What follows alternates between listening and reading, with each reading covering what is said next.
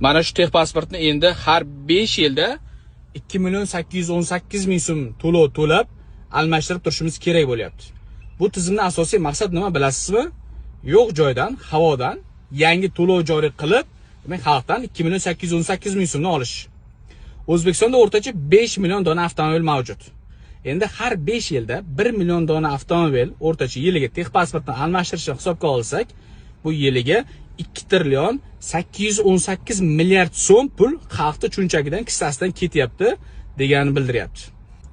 Ushbu tizimni bemalol bekor qildira olishingiz mumkin. Faqatgina siz videoga maksimal like bosib, do'stlaringizga, yaqinlaringizga videoni tarqatib qo'ying, komment yozing. Chunki ushbu videomiz kerakli joylarga, kerakli shaxslargacha yetib borish kerak.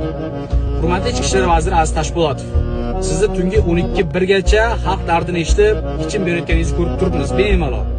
Demak, iltimos qilaman sizdan ushbu adolatsiz bo'lgan tizimni, demak, har 5 yilda texpasportni almashtirish talab qo'yilayotgan ushbu tizimni iltimos qaytadan ko'rib chiqib, bekor qildirib berishingizni so'rayman. Chunki bu tizimdan, demak, dunyoning rivojlangan davlatlari o'zi voz kechib bo'ldi. Texpasportni elektron ravishda, demak, elektron ko'rinishga almashtirib bo'lishgan. Lekin nega biz hali ham eskilik sarxiti bo'lgan tizimda qolishimiz kerak?